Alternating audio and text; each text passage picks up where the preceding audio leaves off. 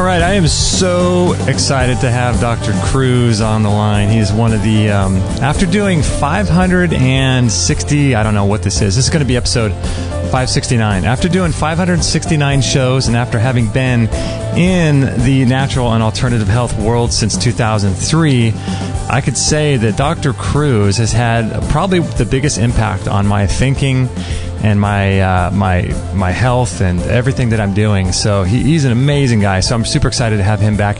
He was back on episode 466 as well as episode 174. So this will be the third time that he's been on, which is really cool. But I feel like we've laid a foundation with him. And if you guys aren't familiar with his work, he is a prolific dude. He is doing some really, really cool things. He lost, I think it was like 70 pounds in 3 months and 100 pounds in a year. And get this. So this is something that's really going to shock you. He did that without even changing his diet. He did that using something called the leptin protocol, as well as cold thermogenesis. And he is a big proponent of light, water, and magnetism way beyond food. So food is like way down the list in terms of how important food is, because really it's all about photosynthesis. It's all about light. And since I had him on the show last, episode 466, radically changed so many different areas of my life. Doing the cold water thing down at the ocean, and I think it's about 58, 59 degrees. Doing all of my workouts in the backyard now. I got the blue blocking sunglasses. Doing all kinds of cool things. Got the swimwear that allows the sun to get through. So it's like he's radically changed my life, and he's just a profound guy. And let me just turn his mic up really quick. Oh, Doc, thanks for being on the show today, my friend.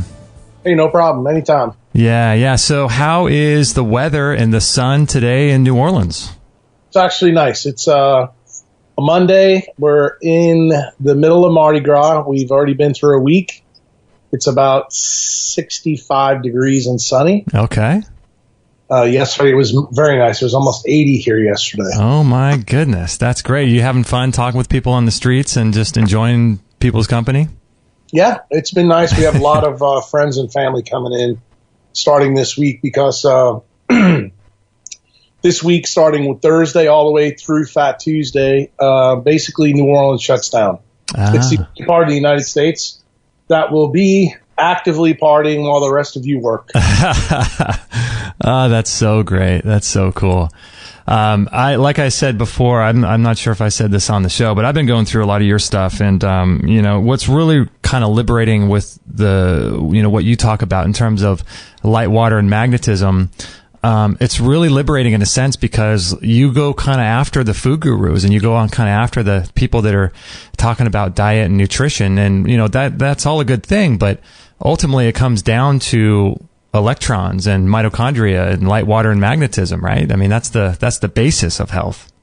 Yeah, I think food gurus, physicians, functional medicine doctors, and really anybody in either allopathic medicine or the functional world or alternative world, they talk about things they understand. Mm-hmm. And most people understand proteins, carbohydrates, and lipids, although I would even say that even those experts don't really know what they're talking about in totality. Mm-hmm. But I try to point out some of the obvious things that most people don't realize are off the menu. And this is actually the basis of the Dunning-Kruger Effect, which basically says we're not aware of what we don't know. And if that turns out that it's the most important part, you can really make some catastrophic decisions in your life. And it turns out that when you actually look at a mitochondria, I think everybody listening to this show can open up any biochemistry book and we'll get universal agreement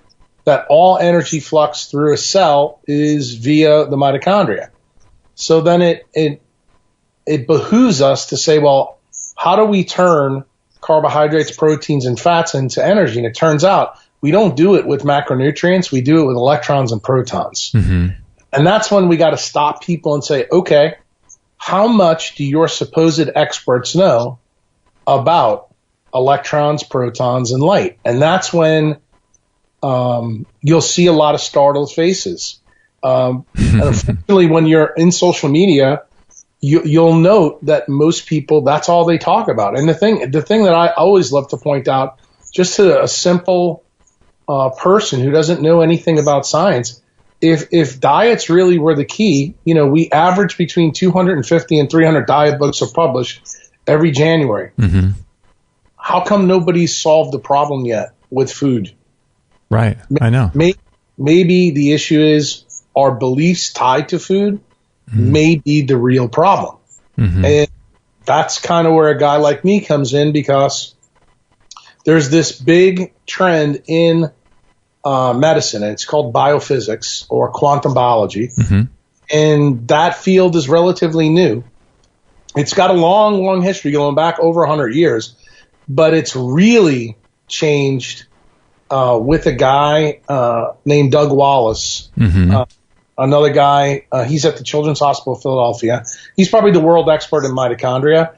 And then there's another guy, an evolutionary biologist at University College of London named Nick Lane, who I think is a real bright guy. Mm-hmm.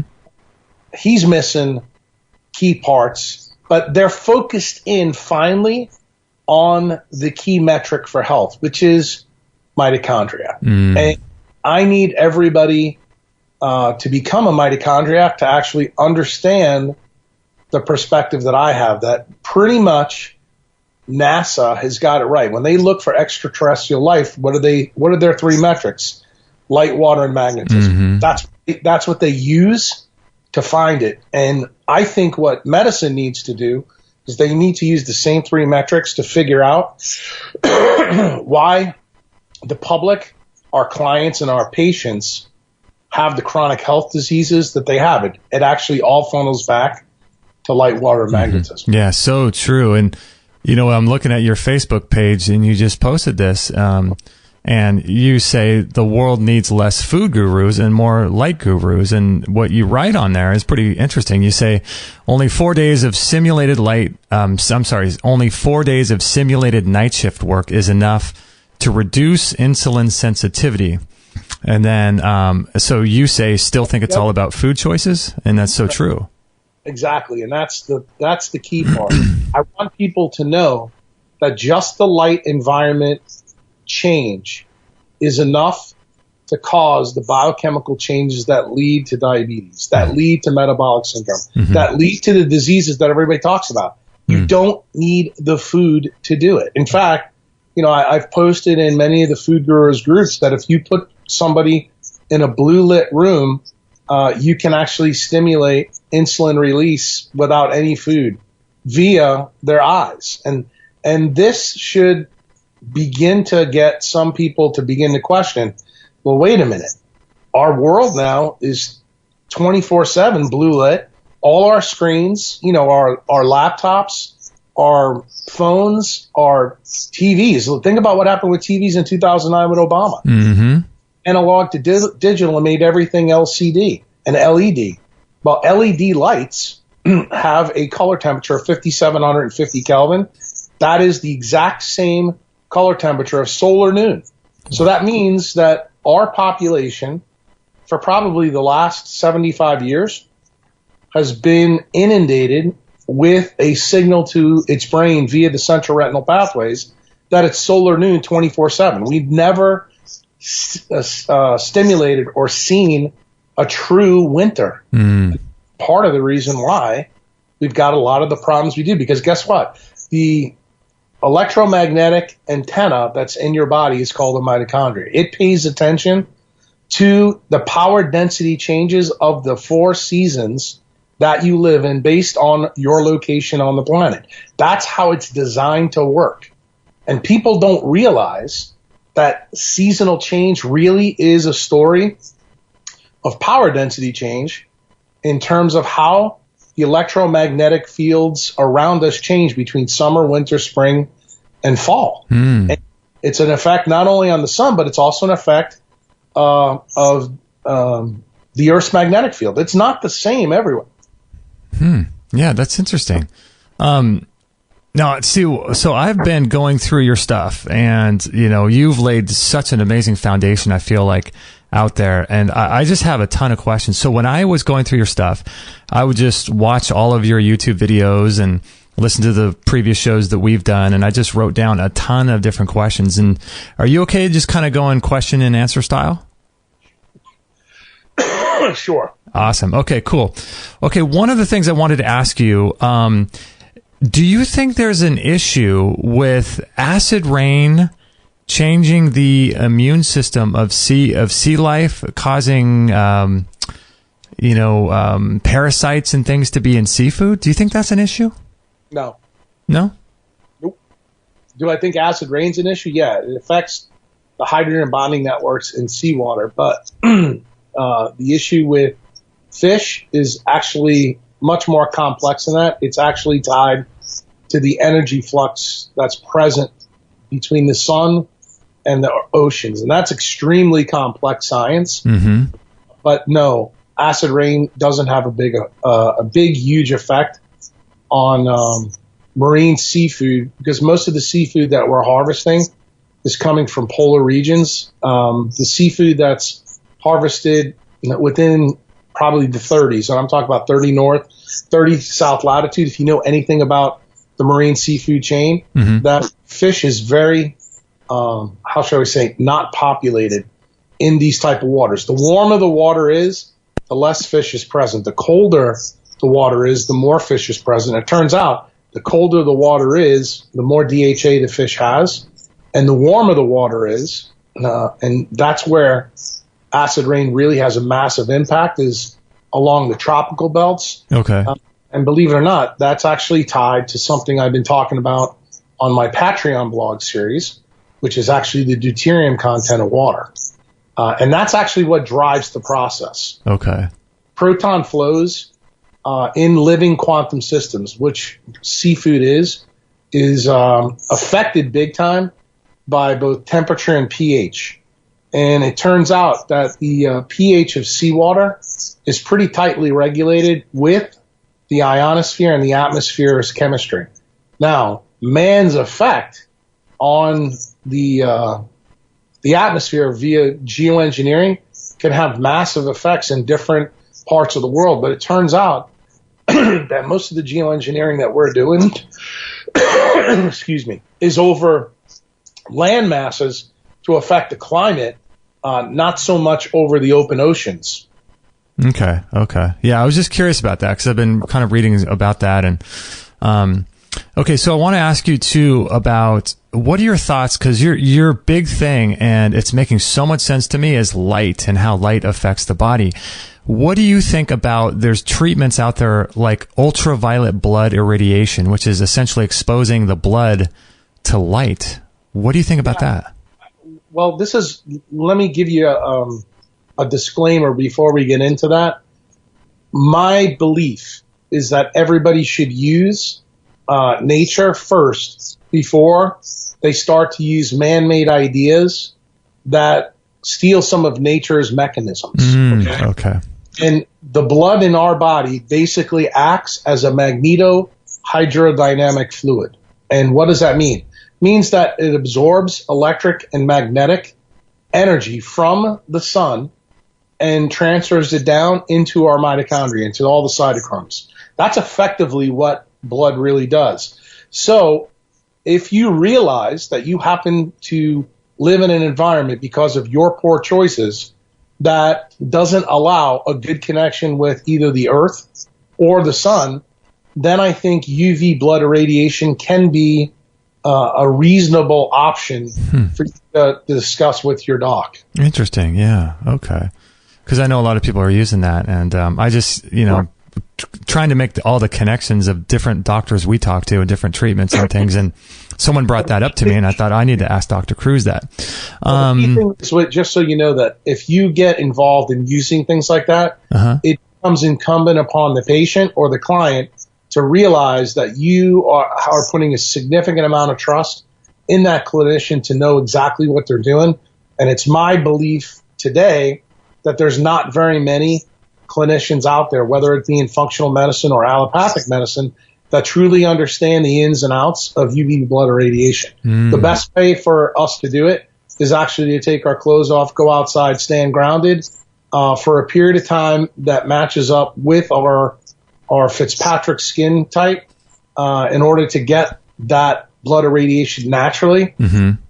How animals are designed to get it. Because once you understand the natural process, then you begin to understand, okay, now maybe I understand this. And the problem is for a patient or a client to really ask the question of the doctor requires them to know some of the knowledge. In other words, they have to become mitochondriacs. Mm-hmm. And that's why I do what I do, because I'm trying to teach people the questions to ask people. Because once you ask very good open-ended questions, you can uncover the dogma in your doctor or your healthcare provider very quickly, and you'll know immediately whether this is somebody you can trust or not. Mm-hmm. Mm-hmm. So true. Speaking of spending time outside, that's something that I've been doing a lot lately. Now you have me getting up and looking at the sun in the morning, and what I'm trying to figure out is, I was reading something recently that there's like 15,000, or there's 1,500 or 15,000 different wavelengths inside the spectrum of the sunlight. And when you expose yourself, like you're saying, to the morning light, and then you expose yourself to the midday light and then the evening light, it seems to make sense to me that by nature, we're supposed to be really outside all day long. And so if I'm going out there, what I do is I will set my alarm every 30 minutes and I'll go outside for about just 5 minutes and then I'll go back to work. By doing that all throughout the day and getting all the different spectrums of the sunlight, I would imagine that's really good, right? Well, again, this is a loaded question, but I want to give a disclaimer because you made a couple of assumptions that I don't want anybody to misinterpret. The solar spectrum of the sun goes from 250 through about 3,200 nanometers, okay?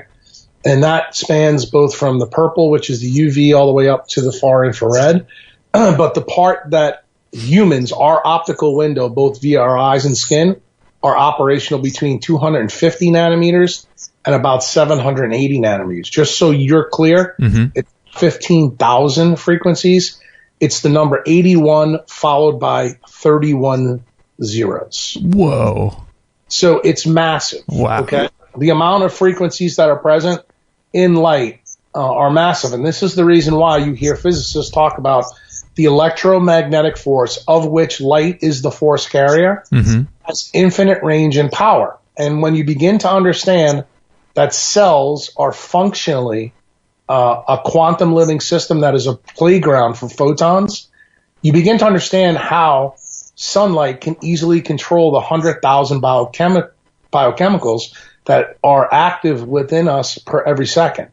And that's the way it's controlled. It's controlled by light frequencies.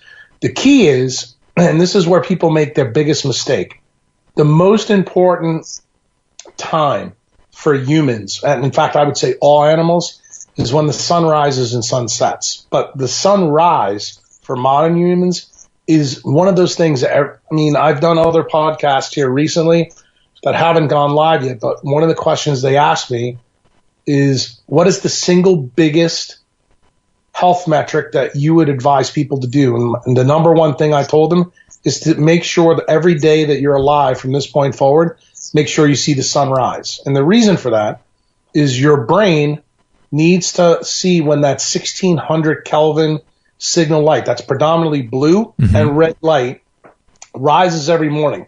That's functionally what tells your optical lattice clock in your eye and your brain what time it is. And that goes back to the story that you mentioned that was on my Facebook page today. Mm-hmm. That's how your brain knows when to release every hormone in your body, whether it's in your gut, your pituitary, or anything else. And if you don't give your brain this signal and immediately go and open your phone and start checking your emails, you just jump from 1600 Kelvin to 5700 Kelvin in no time span at all. Mm-hmm. That's not something your brain is used to dealing with. And this is one of the big problems that we have. Just now, the flip side of it is something else you said. If somebody happens to be living in California and never sees the sunrise but goes out at 10 to 12, that means that they're setting themselves up potentially for a bad skin cancer effect. Why? Because it turns out that your skin and your eyes need to photoadapt over a period of time to slowly absorb the light frequency from 1600 Kelvin to 5700 Kelvin. And if you happen to only go out when it's 5000 Kelvin or 6000 Kelvin, like midday, your skin is going to get really red really quick because you have not had any time to build up your solar callus. This is one of the big problems that we have in medicine. We think, we go out and tell everybody, well, the sun is uniformly bad. Right. No, how we use the sun is uniformly bad because we've been told by both functional medicine doctors and allopathic doctors incorrect facts about how actually the sun works. And because now modern society is built around itself and its own needs and not the needs of nature, we have put ourselves squarely in the gun barrel of circadian mismatches, which is one of the big problems. I mean, the light that humans now live under is artificial blue light. We are not optimized to live and work under that type of light 24/7. Yet we've been doing that since 1874, and nobody realizes it's the single biggest non-native EMF risk. Now, what if you go and get the first morning sun as the sun rises, and then you don't go, then someone goes inside and then they expose themselves, or let's just say they go inside and there's just natural light, there's no computers or light on, and then they go outside again at noon when it's 5700 Kelvin. Is that a mismatch? Is that something that they should do? It's a great question. I'm gonna answer you with an analogy. Well, as soon as I mention it to you, you'll start to understand why the question really has no face validity. Okay. So I want you to think about Home Depot. It's a really big, huge warehouse. So if arrivals and deliveries of packages came to Home Depot all at the same time, would you want to be one of the stock boys that was working there that day? Not even, yeah. So now I want you to think about what you just said. When you go outside and you get, it's 1600 Kelvin, then you come inside, check your emails, put the TV on, listen to, what President Trump has tweeted today, or, whatever you're doing. You realize you just went from 1600 Kelvin to 5750 in a matter of 15 minutes. Is that how the sun works? No. And see, here's the problem. The problem is when you have arrivals and deliveries occurring at simultaneous times and not the way it's supposed to be spaced out temporally, we call that chaos in Home Depot. What's the nickname for chaos in medicine? It's called inflammation. And guess what? That's the basis of every circadian disease that we have out there. And the real process and how this breaks down is it affects actually how electrons and protons are handled within those mitochondria. And it turns out when you make that mistake, your mitochondria undergo a brownout. In other words, they can't work or make as much energy from sunlight even when you're out in the sunlight. And it creates huge amounts of problems. Now, the processes and mechanisms by which this happens, most people are completely clueless about. But that's what I teach my members. That's what I teach people who want to be mitochondriacs. And the reason I do that is so they never ask me the question you just asked me, because it is the source of the problems that we're facing now. We don't realize that we're not designed to be inside in a power grid 24/7. And unfortunately, technology has a good side. It's actually led to a lot of progress, but the worst side of technology is that it's brought us inside from outside. And that is the key. So the real strategy for the mitochondriac, to answer your question fully, is you need to spend as much time outside as you can. So I usually tell my members, if you're in your job, no matter what you do, if you can get outside, kind of like I just did with you, I'm sitting on Bourbon Street right now watching people walk by. What you want to do is you want to go out and have smoke breaks. You just tell your boss, look, my smoke break is a sun break. And I'm going outside even when it's cloudy because my brain needs to see what the ambient light censorship is so that when I go back inside and I'm working on my computer, answering my emails, and, talking on Skype like I'm doing with you now, I can put my blue blockers back on and protect myself and take that artificial signal away from my brain so that at my next break I can go back out there and retrain my brain what time it really is. Now, how are you judging the flow? I'm kind of more interested in like from going from, wearing your blue blockers inside, looking at your computer with probably Iris or something on your computer to going back outside. Isn't there a big change in flux from the two light sources? It is. There is. But the key thing is you have to start with, how shall we say, a foundation. The foundation is the solar spectrum. So you have to realize that's something. The more you sample the proper solar spectrum, the less you're going to mitigate the risk from blue light. So, most people that are in the biohacking world think that if you can use technology with impunity, as long as you have your blue blockers on. And I laugh and make fun of these people because they're out there. I've said for 12 years that, and this was a prediction I made a long time ago, sooner or later, science was going to catch up to me and realize that blue opsin called melanopsin that's in our eye is going to be found in our skin and our fat. Well, guess what? In 2017, 2018, guess what they found? I was right. So you know what this means? This means when you're watching the TV and have no clothes on in your house, but you have your blue blockers on, you are effectively doing the same thing through your skin. And this is the reason why, for some of your readers that may have read, some of the old anti-aging books like that Suzanne Summers wrote back in the early 90s, she made a comment that there was a researcher from the University of Philadelphia that took a pen light and shined it right behind, research subjects' knees and found out that it disrupted their melatonin, and everybody laughed at that in allopathic medicine for a long time. Well, I didn't laugh at it. I remember reading it the first time and thinking to myself, we are exquisitely sensitive to light, just like a leaf is. I mean, nobody laughs, down here in New Orleans when the flowers are not growing or the fruit's not growing here in December, because we know that the light doesn't have the power density to make those things happen.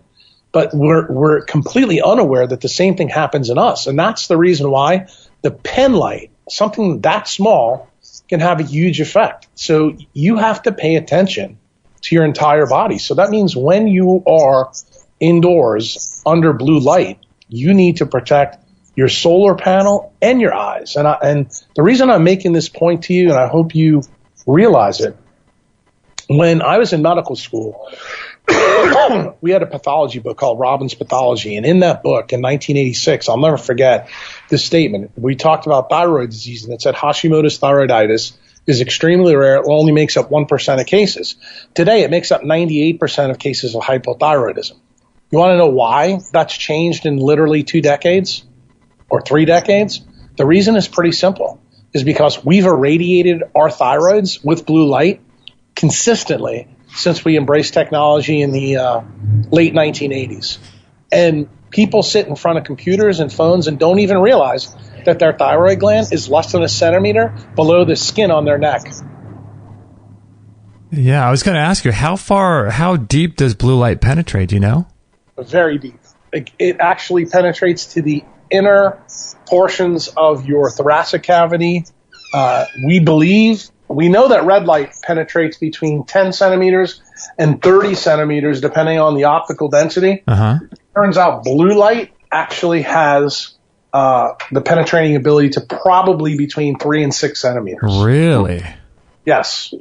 And this is the reason why, in my view, and most of my members and most of the people that follow me have heard me consistently say, I mean, if you've never listened to my Vermont videos, the 2 Vermont videos, one from 16 and the other one from 2017, I actually got on the stage at a Western A. Price event and told people that not the worst non-native EMF in 2016 was blue light. I told them that blue light is the reason why people have this bad connotation to carbohydrates. Right. I believe that carbohydrates are fundamentally bad. And I said, this is a half-truth. It's not true at all. Carbohydrates in season when it's spring and summer are perfectly fine for most people to eat. The problem is none of us protect ourselves from the damaging effects of blue light. And the more blue light you have, the less carbohydrates you can eat. Why? Because this causes mitochondrial damage. And once the mitochondrial damage is present, you can't handle carbohydrates anymore. But what do we do because we don't understand how mitochondria work? We immediately use linear relationships and blame the food when it's really not the food at all. It's the light was behind it 100%. And one of the things that you talk about is really interesting. And it sort of goes back to, some basic principles that we've all learned about, especially in the natural healing world, is, eating locally. And I had a question, because I've watched all your videos, and I had a question when you were talking about the analogy that you give of eating like a banana in the middle of winter in New York and how that creates circadian mismatches and things. And so I had a question about that and what you were just talking about in terms of carbohydrates. If you're traveling, like let's say I'm going to go to Brazil or Australia right now when it's summertime there, and the local food is there, and the fruits and vegetables are obviously going to be summertime fruits and vegetables. What are the strategies for someone traveling to a place like that when the whole traveling itself is a circadian mismatch? Yeah, well, here's the interesting thing. Like, for example, most people who are my members know that I choose to live in the southeast United States because it's only a 1-hour flight until the tropics till I get to the Yucatan Peninsula. So, the reason for that is when I go down to Mexico, like I just came back from a 2-week stay down there, when you're down there and your skin and your eyes are sampling the power density change because of latitude, most people don't know this, but literally it's a due south. There's no mismatch at all when you travel within, the same time frame. Right. The Yucatan is central time zone like I am. You have zero problems eating the foods that grow there. Now, the problem is most people that go to a resort will say whatever food's provided for them, oh, this must be in season. That turns out that's not correct. So the seasonal approach, the easiest way for you to deal with it in your local environment is to sit down with a farmer in your area and say, hey, look, can you tell me what grows this time of the year, that time of the year, that time of the year, and that's what you focus in on. Now, it's gotten a little bit more dangerous for modern humans, and the reason for that is you need to understand that we also geoengineer our food now. And most people are on, the allopathic or functional medicine doc train when they talk about GMOs. That's not the biggest effect in food as far as it goes for me. The biggest effect in food for me happens to be the water content. And I'm much more interested in where the water comes from and where the fruit comes from based on the season that you're in. So I tell my members, for example, if you're wise, you'll never eat any organic food from the state of Florida or from the state of California. And the reason for that, it turns out that those are two states where most of our food in the United States that's grown and considered organic is harvested. And if you know anything about the way rainwater and the deuterium content works in a continent, turns out that anything on the periphery of the continent has much higher deuterium levels. That means that it makes much larger amounts of inflammation in your body. So that means functionally, from a quantum perspective, that an avocado in California is not equivalent to an avocado that's, say, grown in Mexico City. And then there's another issue. The chemicals that we tend to use, the one that gets the most press in the functional medicine world, which is glyphosate, which is Roundup, turns out one of the things that Roundup does, besides screwing with some of the chiral properties of amino acids like glycine, it allows for more deuterium to go into the fruit. So the way fruits normally work, they're deuterium bombs by nature alone. And they're doing that so they can spread their seeds all over the planet so things will go. But man has put more deuterium in them, so that makes these fruits a lot more inflammatory, especially when it's eaten out of season. And if you really look at avocados right now, they don't grow anywhere with the exception of California. Mm-hmm. And yet they're in just about every supermarket in the United States right now. And that's part of the reason why I've told people on another podcast that actually I did it not that long ago. It was probably so controversial they decided not to air it because they were big.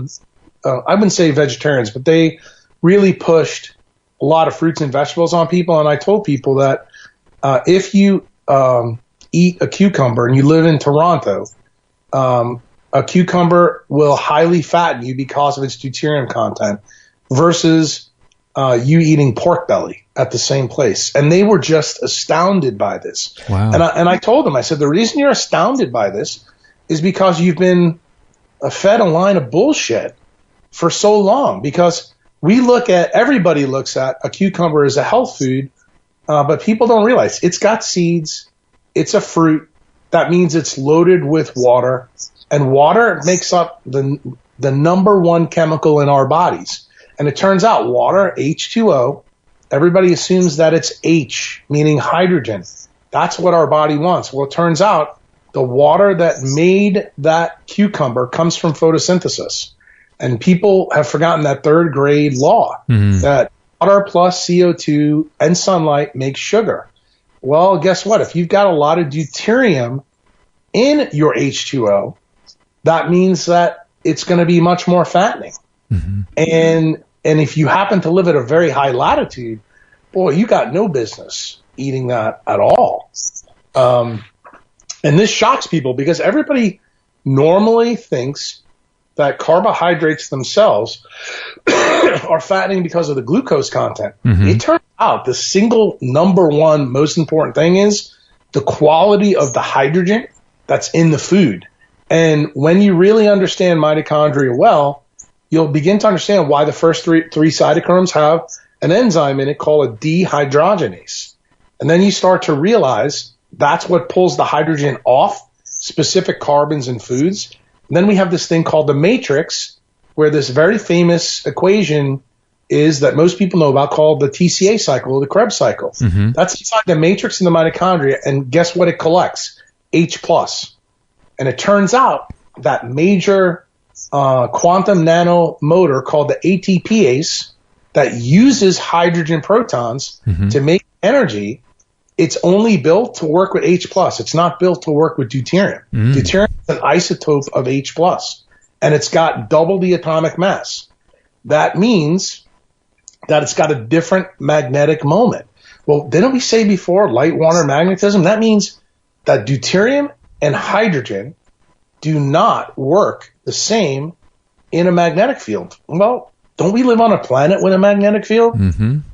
Well, guess what? You start to see how all these little connections come to fruition. And then you start to realize that when big food or big agri, or say your municipality, it's organic seeds, but you're using deuterium-laced water that's got 155 parts per million and not the normal 132 that the rain provides, you may begin to start to see that maybe the avocados and cucumbers that are grown in Southern California are not equivalent to the ones that nature makes by photosynthesis. And see, that's what makes it really, really difficult for people, because they want to just eat an avocado. They assume that all avocados are the same everywhere on the planet. And it turns out that is not true. And that goes back to exactly the question you asked me. Why do I advocate people eat locally? Because guess what? You will get in a lot less trouble once you really know what's growing locally from your farmers. Then the question the mitochondriac will ask is, okay, how do you grow your food? Where your seeds come from? Most people know that they want regular seeds, not GMO seeds. Mm-hmm. That's where they stop. But here's the bigger issue. The next question should be, where's your water come from? Right. And guess what? It turns out that's the single biggest issue, not the seed. And the reason for that goes back to photosynthesis, because everything that's made in anything that grows goes back to that photosynthetic pathway. And it turns out photosynthesis consumes water. And guess what mitochondria do? When we reverse the process in us, we make water. And it turns out that the water a chloroplast or a mitochondria makes is, how shall I say, racial. And I'm using that inflammatory term here for a purpose. Your matrix and chloroplast do not like deuterium. So it turns out the water that we consume and we make by nature is designed to be deuterium depleted for a damn good reason. Now, this doesn't mean that deuterium is always bad. It turns out we need deuterium in certain parts of our body, and it turns out it's really important in the first 2 decades of our life when we're growing.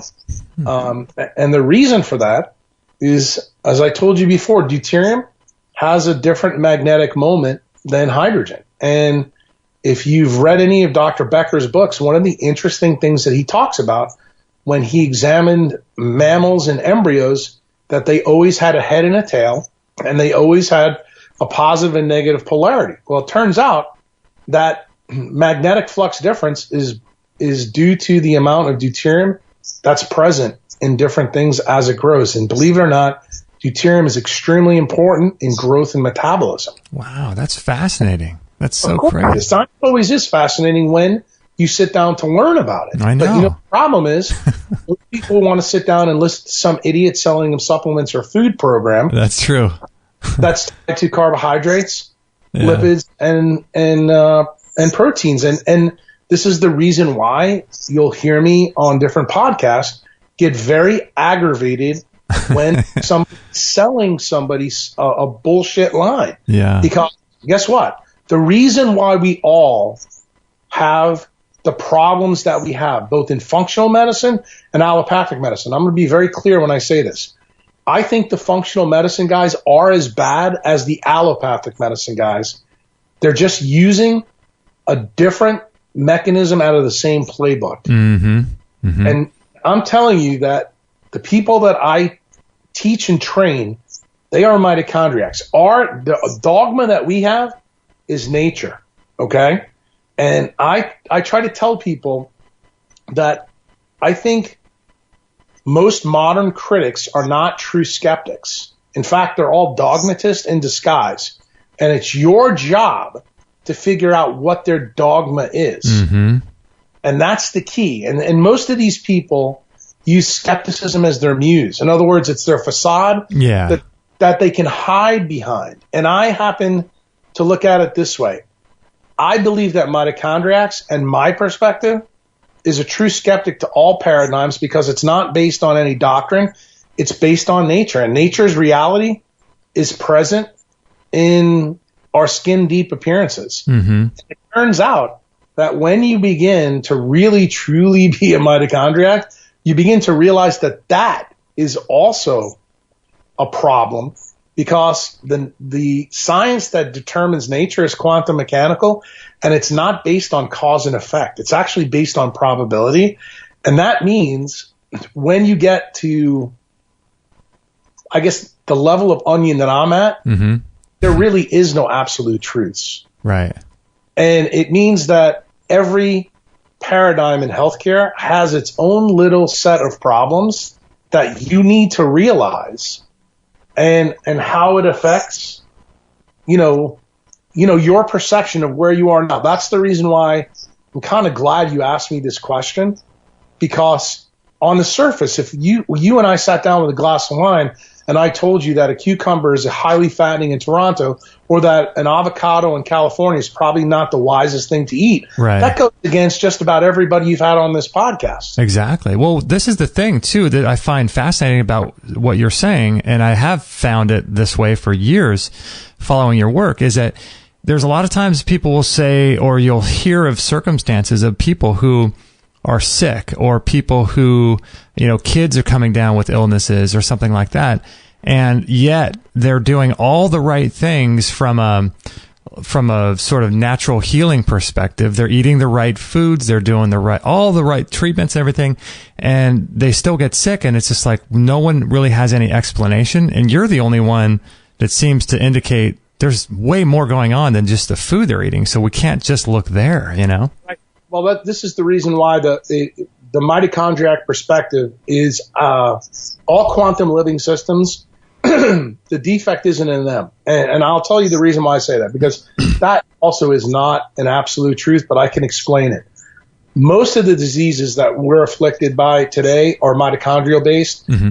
Doug Wallace has said in many of his videos that are public online that maybe 80% of diseases are mitochondrial, only 20% are genetic.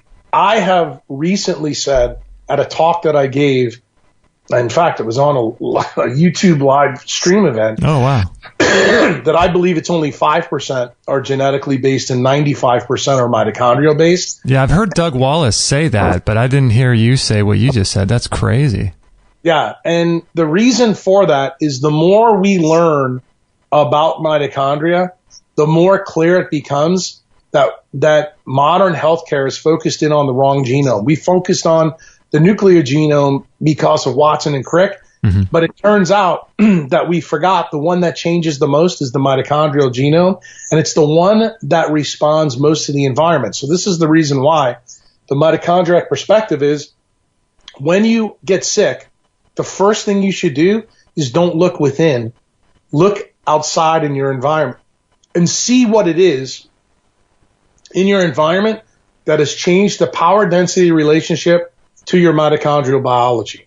And if you do that, you're going to be far more effective than you will be if you have to rely on an expert functional medicine doctor or allopathic doctor. And the reason I point this out is I have so many people that come to me as new members and they want to, talk about their labs they just got done, from their famous functional medicine doctor like Chris Kresser or another guy that does, organic acid testing. Right. And I'm like, stop for a minute. Just stop. That testing is absolutely, it tells you nothing about what's going on inside you. It says more about what was going on in your environment the day you had it tested. And then it gets even crazier. If that lab was put on an airplane and sent through the mail, it's affected by the environment until it got to the lab where it was deciphered. So is it really accurate on what is going on in you right now? And the answer is when you really understand the quantum mechanisms in the mitochondria, they happen on an instantaneous basis. Well, Doc, I want to ask you this in terms of the blood testing. This just occurred to me, and I'm sure you've thought about it, but I don't know. When someone's doing a blood test, they're drawing blood, and this is one of the things that you make mention of it with a lot of different testing is, most testing they're doing under blue light. You do this analogy with Weston A. Price and the analogy of him looking at different people under full spectrum sun. So when you're drawing blood on someone under blue light, is that blue light affecting the blood that's going into the vial? I have been a huge fan of rebounding for many, many years, and if you want to get in great cardiovascular shape, tone your legs, back, and butt, and stomach, as well as cleanse your lymphatic system from toxins and chemicals, you just have to start rebounding. It's imperative. And not only will it create endorphins that quickly become addictive to you, but it's very low impact as well. It helps to prevent sicknesses and diseases as well as increase bone density, and it flushes toxins from your lymphatic system. It's amazing. And not only that, but it's a ton of fun also. I do it every single day for about 15 minutes. And we found the best rebounder on the market today in the world, bar none. It's called the Bellicon Rebounder. It's the Rolls Royce of rebounders, in my opinion. And let's listen to some of what our guests have had to say about rebounding. Robert von Sarbacher is a health researcher and creator of the Mini Beat protocol. And Robert, what's your favorite exercise? In general, probably one of the number one anti-aging exercises on the planet is rebounding. So 15 minutes a day is good for that. You can find people who have had thermography scans on cancers, giant tumors, and when they're doing a rebounder, it would start spewing out and shrinking right in front of your eyes, the tumor would, as they're on the rebounder. So it's really good for that sort of thing. It's also very good for exercising internal organs. It's the only internal organ exerciser that I know of known to man. Dr. Lindsay Duncan is the CEO and founder of Genesis Today. And what's the best way that you think of to stimulate the lymphatic system of the body? Rebounding is incredible because it's good for the lymphatic system, and there's more lymph fluid in the body than there is blood. And the quickest way and the most effective way to get the lymphatic system flowing is through rebounding itself. Yeah, because the lymphatic system can't really detox itself, can it? I think the heart, we have the heart, thank you, for pumping blood. And we don't have a heart to pump lymphatic fluid. The only thing that really can pump lymphatic fluid is cardiovascular exercise utilizing the thighs, the thigh muscles. And that's why rebounding and getting a burn in that thigh muscle is so important for the flow and the stimulation of the lymphatic fluid. Wow, and they even put cancer patients on rebounding, don't they? Nutritionists do. Yeah. Yeah, absolutely. Yeah, but not a conventional doctor. But yeah, I've been learning about rebounding lately. It's quite an amazing thing. Yeah, rebounding's amazing. Health researcher and author of Cancer Step Outside the Box, Ty Bollinger. What do you do in your life to prevent cancer? What do you do to treat cancer? What do you do to prevent it? Rebounding is something that I try to do on a daily basis. A little mini trampoline for those people that aren't familiar with the term rebounding, but it's basically just jumping up and down on that little mini tramp. What that does is it stimulates the lymphatic system. Lymphatic system is one of our primary detoxification systems in our body, and most folks don't stimulate their lymph flow, and so the toxicity in their body builds up because their lymph is not stimulated, and the up-down motion on a rebounder stimulates the lymph flow better than just about any other exercise. So I do that almost on a daily, probably 5 days a week, I would say I average doing that. And finally, author and speaker and creator of the Longevity Now program, David Wolf. Do you think the Bellicon is the best rebounder on the market today? Absolutely. I was just with the crew in Europe that does the Bellicon rebounder, which is an incredible rebounder. My God, what a machine. And it doesn't use metal springs. It uses like flexi ropes. So it's very soft and fun, and it's just great to play with. Well, there you have it. The up and down G-force actually stimulates every single cell in your body. It's incredible. And as someone who works out in the gym a lot and does Qigong, I think that the best physical aerobic exercise, in my opinion, is rebounding. It's just absolutely incredible for the human body. And the Bellicon is silent, and it comes with a warranty, and you can get them in several different sizes and colors, and some of them have bars that you can hold on to in case you're worried about balance. It's a well worth it investment in your health and in your future. So check them out in our store if you'd like, or you can check out the videos on extremehealthradio.com/Bellicon. Again, that's extremehealthradio.com/Bellicon. That's B as in boy, ELLICON. Absolutely, my friend. So there you go. You're beginning to realize why I call out a lot of functional medicine doctors, because guess what? They get on doctors' cases about writing prescriptions, and let's put the biases out there so the listener can understand this perspective. I am part of allopathic medicine, but I've had the wake-up call about 12, 13 years ago that we basically treat people through the prescription pad, meaning that we come from more of the biochemical standpoint. Functional medicine guys think that they're these new age guys that have found, the basis and cornerstone or everything, and they use lab tests to try to get at a lower level. None of them realize that how the test is procured or how it's run affects the results.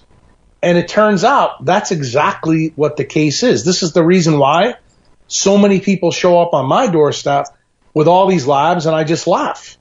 And I said, let's start and let's talk about your environment. And literally within a week or two, they start to realize why there's a huge fallacy with the testing that these people do. And listen, some of these people have come to me with $5,000, $6,000, $7,000, $8,000 worth of tests, and they're sicker now than when they started with these gurus that are on the internet. And the reason why, and this is so important for you to understand, remember what I told you before about being a skeptic. Being a skeptic is really good because you always ask open-ended questions. And the problem is what we're describing right now on this podcast, these are things that are off most people's menus. They don't even think to ask these questions because they don't know it. And what does that define? That defines this thing called the Dunning-Kruger Effect. If you don't know what really matters is mattering, you are going to be subject to the biggest bullshit story, either from a functional medicine doctor or from an allopathic doctor. So functionally, all of healthcare really has this problem because it turns out that all quantum living systems operate on quantum mechanical processes.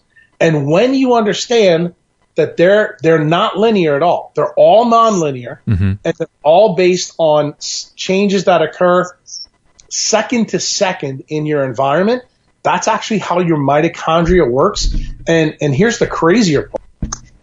If you take a banana and eat it under blue light versus going outside in the street and eat it then, the calories that you will use from that banana are radically different just by changing the light frequencies. Here's another one. If we were to eat that banana, say where you are in California, and say I put you down in the Yucatan Peninsula close to the Chicxulub crater, so it would also be different. Why? Because the magnetic field in that area is 400 times what it is in Southern California. So what does that mean? It means the ATPase spins faster in that part of the world than it does in California. So that means you actually make more ATP endogenously. Therefore, you will not absorb as many calories from the banana. So that's how a banana is not as fattening in a different part of the world. But do we realize this? The answer is no.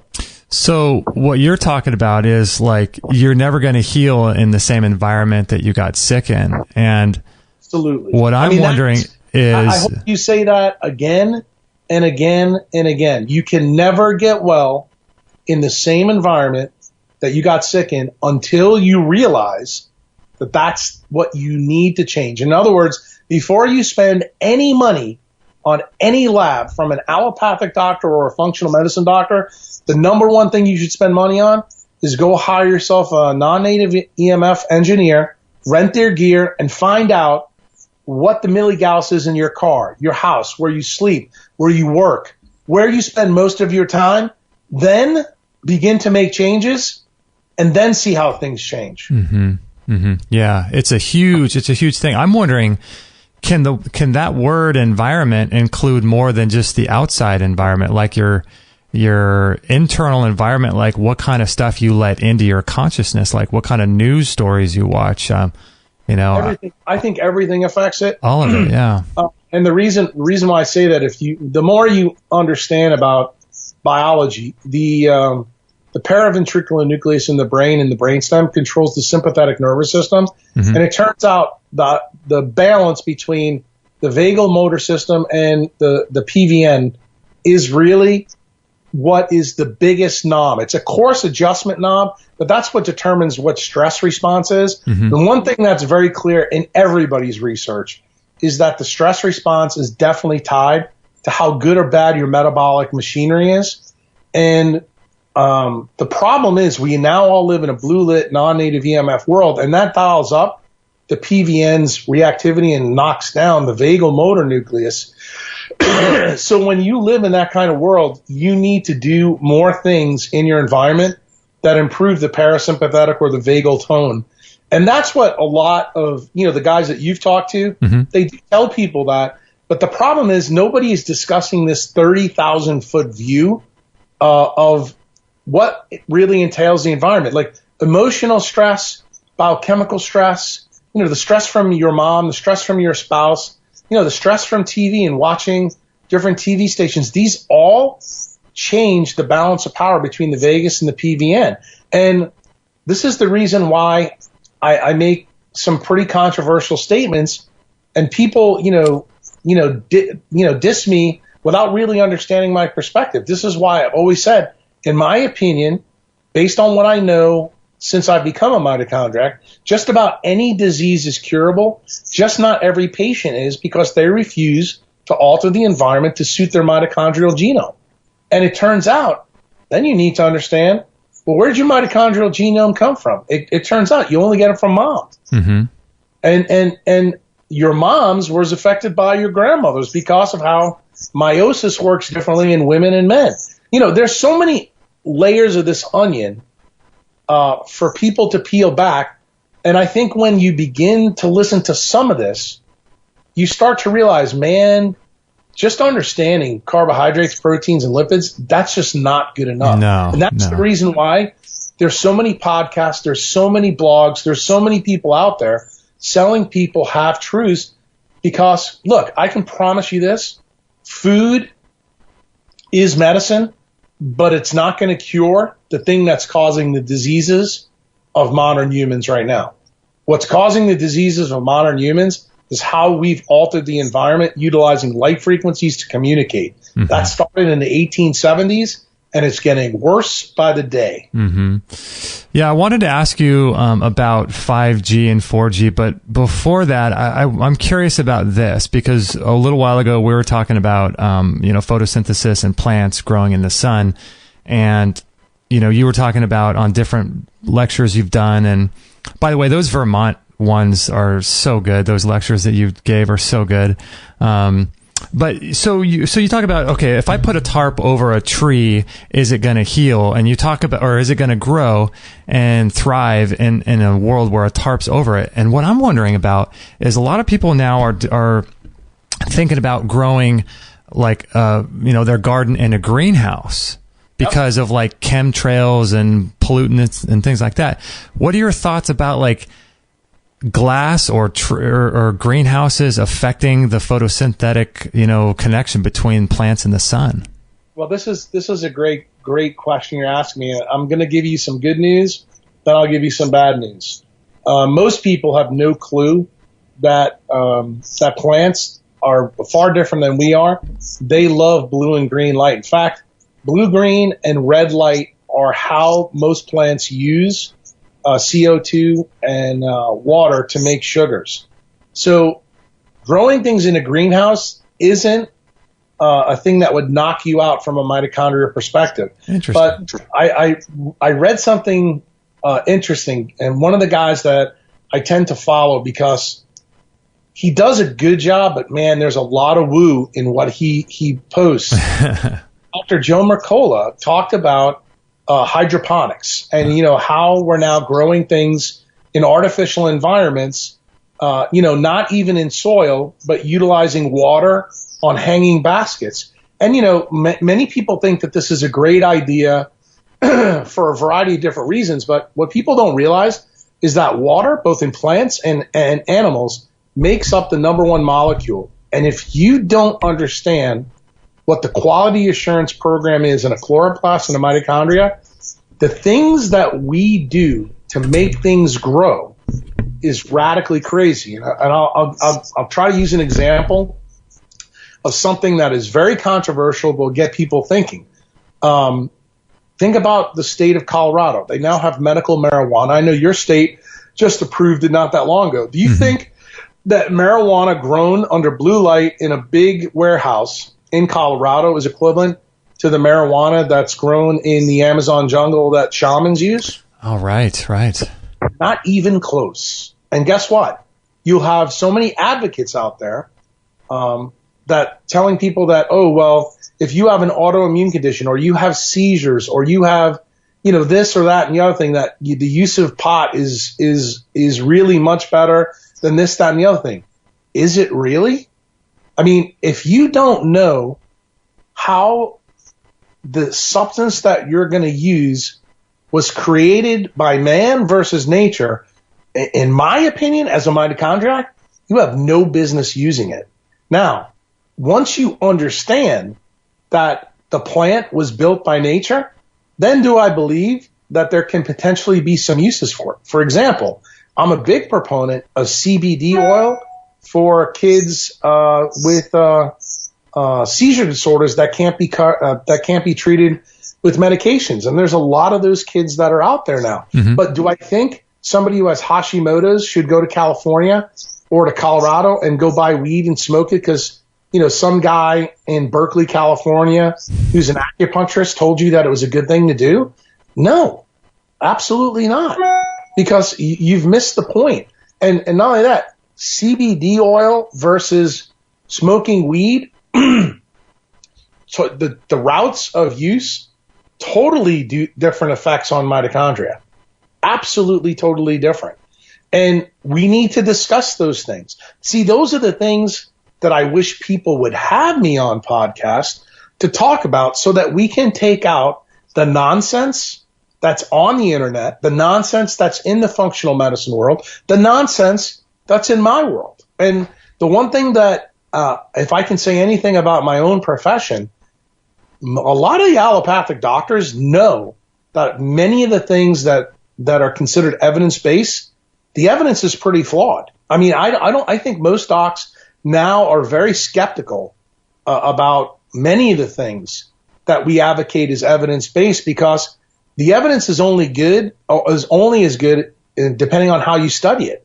And we all know that most of the statin trials have been cooked by big pharma. Mm-hmm, exactly. And it's becoming pretty clear, from some major cardiologists all over the world. The number one guy is probably Asim Malhotra, in England, who's been pounding the table about this issue.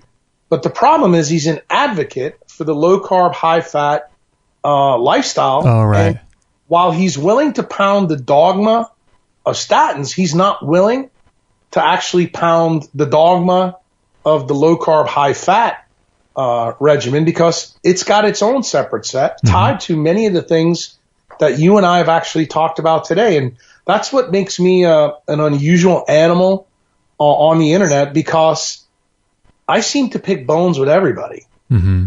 And the reason I do that is because I'm trying to get the wise among you out there to truly become skeptics. A true skeptic takes no position on anything until you really examine it under the light of your own curiosity. Mm-hmm. Mm-hmm. When someone tells you that something is absolutely better than this, that, and the other thing, you have a duty to yourself to really examine whether that's true or not.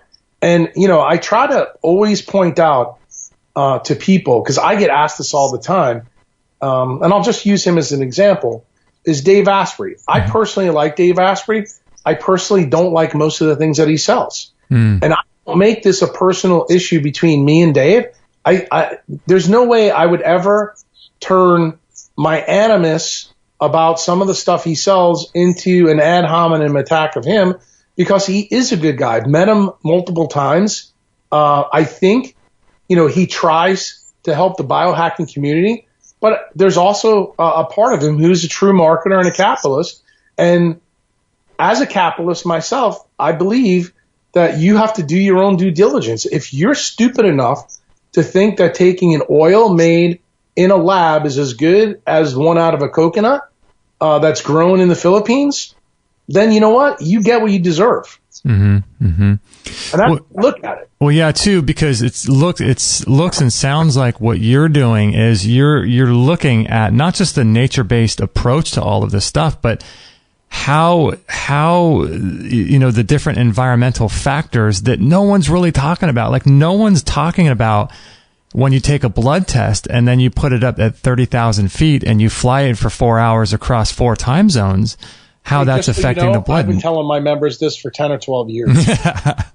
Yeah. And that's the reason why I'm not a big fan of testing. And if you're going to do testing, how I think it should be done, the blood should be drawn and immediately tested right then and there for you to get the best data. The more time lapse and travel time of that blood, like say if it's going to Quest in California or Colorado, I almost am going to tell you all this test is going to do is confuse the shit out of you. Mm-hmm. Yeah. It's not going to make any sense because you know what? It may have fingerprints of the cosmic radiation it got from the airplane flight from Florida to Colorado to the MedQuest lab. Right. And listen, my perspective is decidedly different than most people. But the thing I appreciate about coming on your show, at least you give me the opportunity to explain to people why I have the perspective that I have. Mm-hmm. Mm-hmm. Yeah, no, I love what you're doing. And I think you are one of those guys that are, 30, 40 years, ahead of your time. And it's going to take a while for people to understand what you're talking about. But I wanted to ask you something sort of practical about just for my own benefit, for my own self. When I'm traveling in a car, for example, I know you've talked about how windows block, I believe it's UV light. Is that right? UVA? Is that what it blocks? It blocks mostly UVB, but it does block a significant portion of UVA. Okay. But it does allow some UVA to get through. So my question is to you, if I'm in a car, like, is there ever a time that I would want to wear sunglasses? Is sunglasses something that you'd want to wear inside of a car? No, I would never do that. I would just tell you, here's the biohack for driving is so simple, it's ridiculous. Just crack the windows of your car. That's all you have to do. Here's the beautiful thing about light. It acts nonlinear. What does that mean? For anybody who doesn't know anything about light, here's your homework for today's podcast. I want you to go look up a guy named Dr. Thomas Young. He's the first guy that ever did the double slit experiment. If you just allow a little bit of light, natural sunlight into your environment, you have already helped your skin and eyes. So if you happen to have, say, a moonroof, a lot of them, you can crack it or just open it. When you drive, just open up the windows around. That's it. That's all you need to do when it comes to driving your car. Okay. And for those people who think, oh, well, what if the sun's not out? Several of the sun's rays are still getting through those clouds. So the answer is yes, there is a benefit, even on a cloudy day, to getting out in the sun. Okay. Yeah, that's pretty simple. The other thing that I wanted to ask you too, let me just bring this up here, is a guy by the name of Dr. Sam Milham, and he hasn't been on our show yet, but I'm familiar with his work, and he's written a book called Dirty Electricity.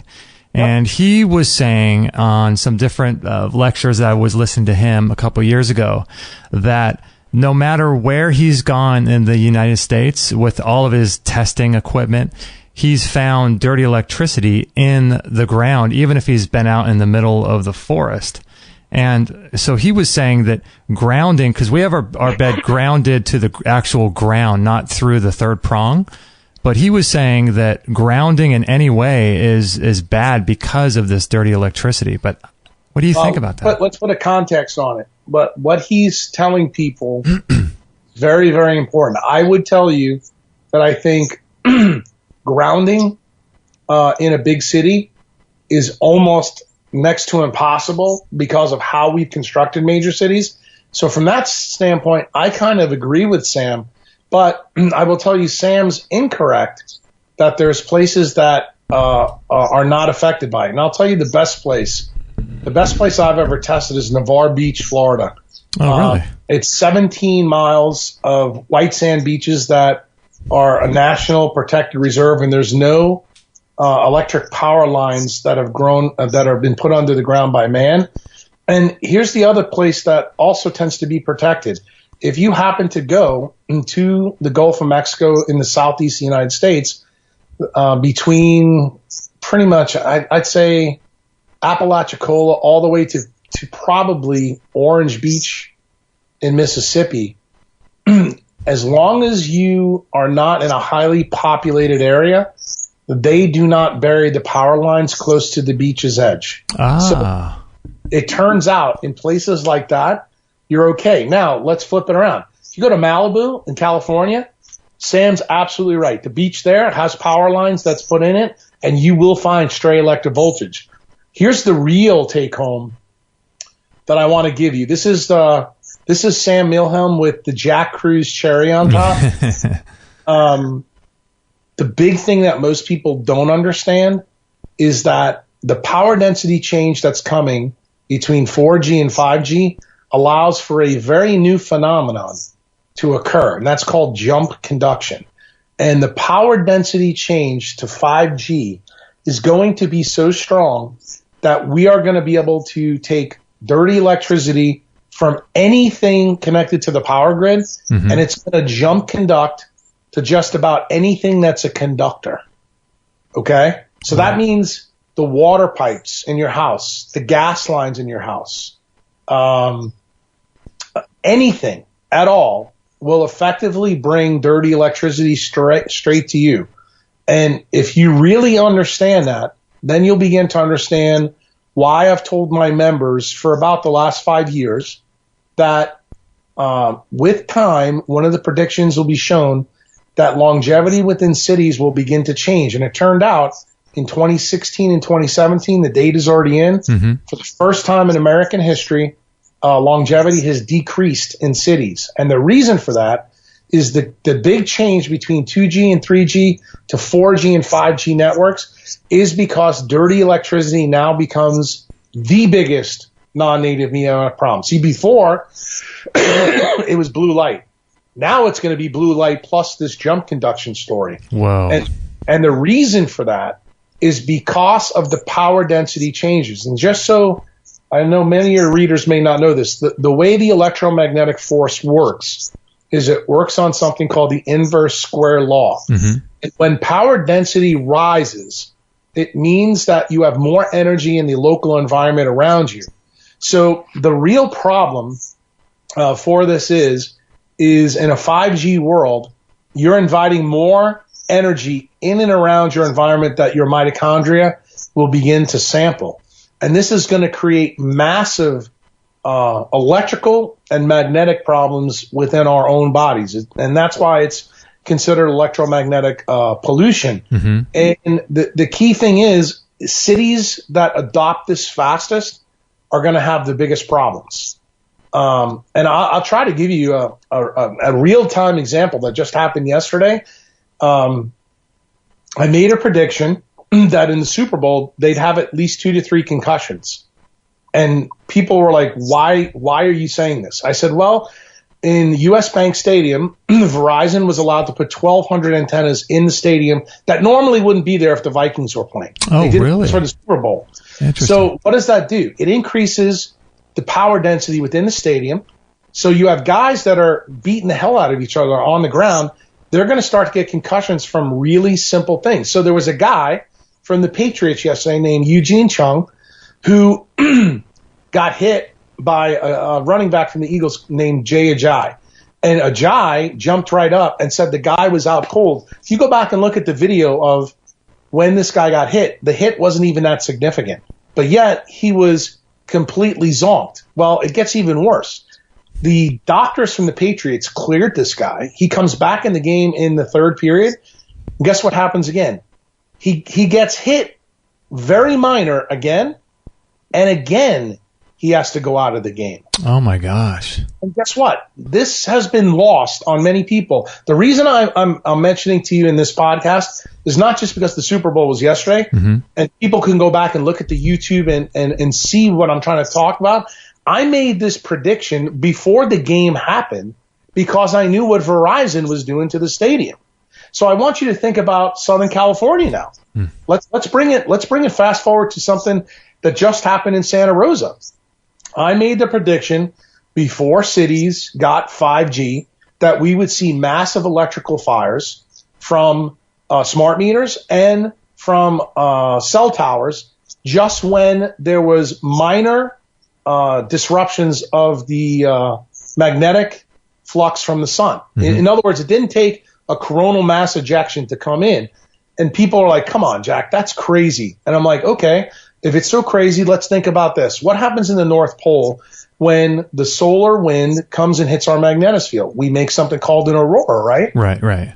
Most people know about the Northern Lights. Well, that's actually how solar plasma gets turned into electrical activity, and we see it as light.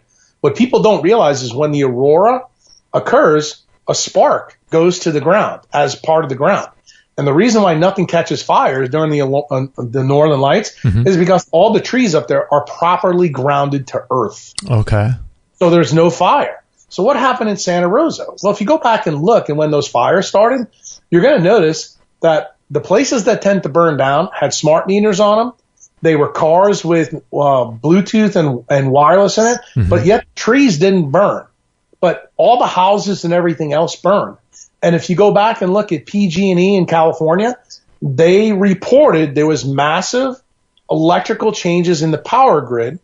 And if you take it further back, you'll find out that 3 to 5 days before the fires occurred, there was alterations in the sunspot frequency from the sun that released the magnetic flux and electric fields.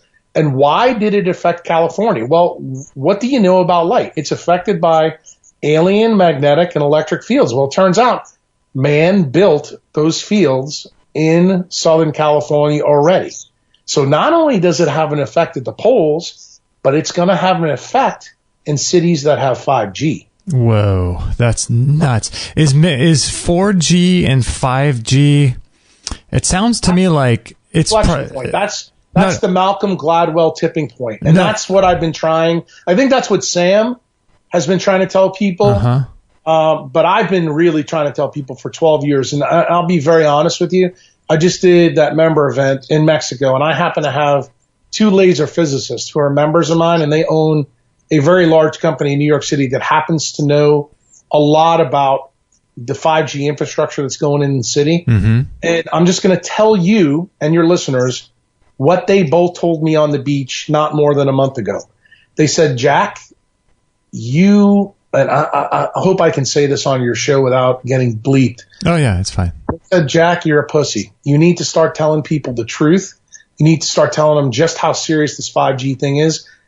And what they were basically both telling me is that you've been warning people, but you've been too nice about it. You need to get way more serious about it. And I'm telling you, my wife was sitting next to me, and so were all my members, when there was almost 55 of us there. When they both told me that, I looked at them, and all my members like, Jack's pretty aggressive with his messaging already. Right. And he's telling me that I need to do podcasts like we're doing right now and start really telling people why smart meters do catch on fire, why cell towers that are 4G and 5G capable are much more likely to lead to forest fires. Now you know the reason why, and I'm going to tell you. Here's another thing that people will be shocked about that ties back to what Sam told you. Any city that's got underground power lines, to keep it out, and that's usually wealthy cities because nobody wants to see the power lines on top of the right. They're really at risk. And the reason for that is you're going to start to see massive electrical, optical problems in the telephone wires. You're going to start to see way more water main breaks. You're going to see fires underground. You're also going to see changes in earthquake activity in different places because of these effects. And people think that this is hyperbole. And the reason they think it's hyperbole, this again goes to the Dunning-Kruger effect. People do not understand the electromagnetic force. They do not understand that the force carrier for the electromagnetic force is light. When we talk about 1G through 5G, we're basically talking about power density changes. It looks to me, if you look at the latest NTP toxicity study that just came out on February 2nd, that it showed that mice did get malignant schwannomas. But they never told anybody that the mice that they checked were just with single beam 2G and 3G networks. That's kind of what we've been working on for probably the last 10 years. Even with that low density, there was still a biologic effect. The big change is we've been 3G, 4G now for the last 10 years. Right. And what does that mean? It means that it goes up by a huge factor. I mean, the power density change that we are talking about is just off the chart. Now, I'm going to try to give you probably a baseline so you can understand. Okay. The human body generates its own electric current, about 8 to 10 electric waves per second.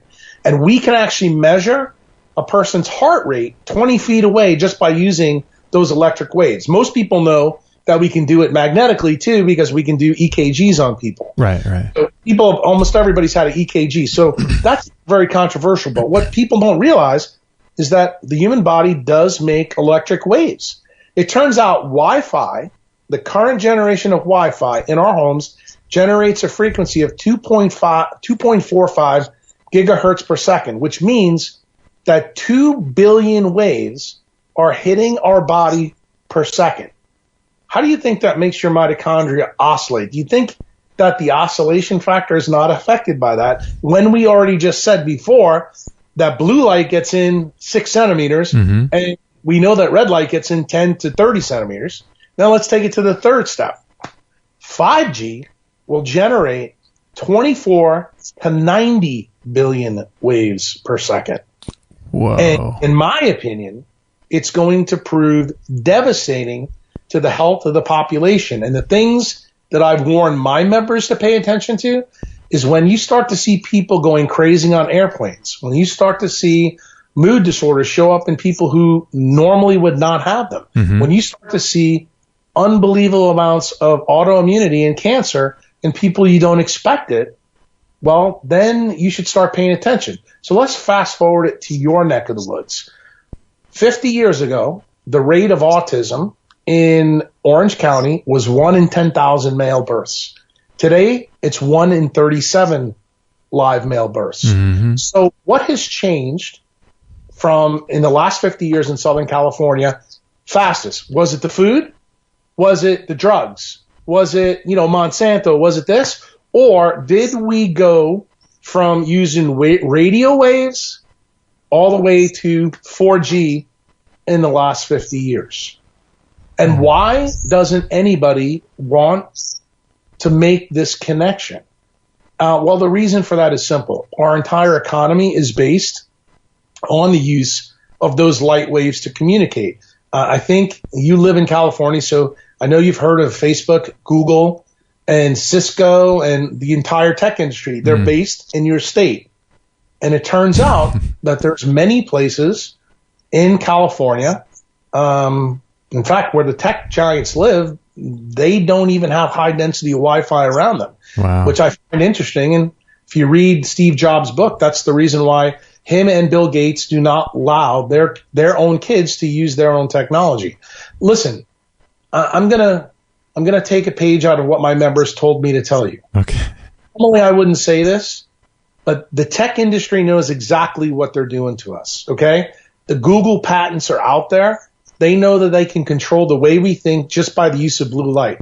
I'm telling you right now that the use or the expansion from 2G to 5G is going to be the single biggest change that's going to allow every allopathic and functional medicine doctor to realize that the environment is really what is causing us to get sick. Because my prediction is the amount of people that are going to go to doctors with sickness that no one can explain is going to exponentially explode in the next 12 to 36 months. Why? Because that's when 5G goes live. Now, 5G going live, is that going to be rolled out in phases, or how is that looking for the whole country? Some places already have it. For example, if you live in Austin, Texas, you already got it. You got it already. You live in certain parts of California, you already have it. If you happen to be in and around an airport, just take a Gauss meter and go next to the airport, and you'll probably shit the bed. Man, oh man. Yeah, so we are in a suburban sort of neighborhood. Do you think grounding is still going to be as important? Grounding has already lost most of its effect unless you're at the beach. The best place to do grounding in a 5G world is going to be actually when you're in the ocean. Ocean water actually is a Faraday cage. It's a natural Faraday cage. When your feet are connected to the ocean that way on the ground. Other than that, I think grounding is going to be significantly limited.